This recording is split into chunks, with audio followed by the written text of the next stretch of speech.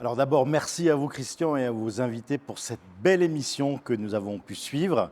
Alors ce matin, c'est un moment entre guillemets historique, puisque pour la première fois dans l'histoire de nos émissions religieuses du dimanche matin, eh bien, nous allons suivre l'office de la célébration de prière pour la semaine de l'unité dans une église orthodoxe. Alors, vous le savez, Marseille, c'est la porte de l'Orient, c'est-à-dire que depuis 200 ans, de nombreuses communautés orientales ou orthodoxes se sont installées, sont venues se réfugier ici, à côté des catholiques ou des protestants. Alors ce matin, c'est une joie de découvrir, de prier l'office avec nos frères orthodoxes, Père Gifco.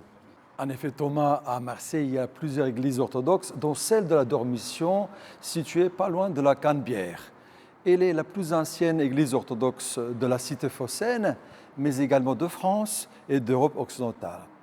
Ce matin, nous nous trouvons à l'église orthodoxe Saint-Irénée de Parthika de Constantinople et nous avons la joie de vous montrer que nous partageons la même espérance et la même joie d'être chrétiens. Merci Père Gifco.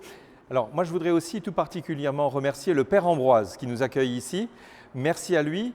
Et c'est vrai que chez les protestants, on a une grande habitude, si je puis dire, de tradition œcuménique, puisque rien que sur le Grand Marseille, on dénombre pas moins de 80 à 90 assemblées protestantes. Alors nous nous réjouissons tout particulièrement ce matin de rejoindre cette célébration aux tonalités orthodoxes. Je vous propose de nous suivre dans un instant, avec vous aussi Thierry. Oui, effectivement, près des rives de la Méditerranée, nous vous invitons maintenant à embarquer avec nous pour prier et découvrir la ferveur des communautés chrétiennes de Marseille.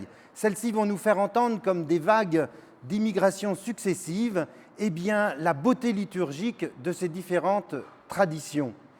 Il est temps maintenant pour nous d'entrer dans cette célébration œcuménique.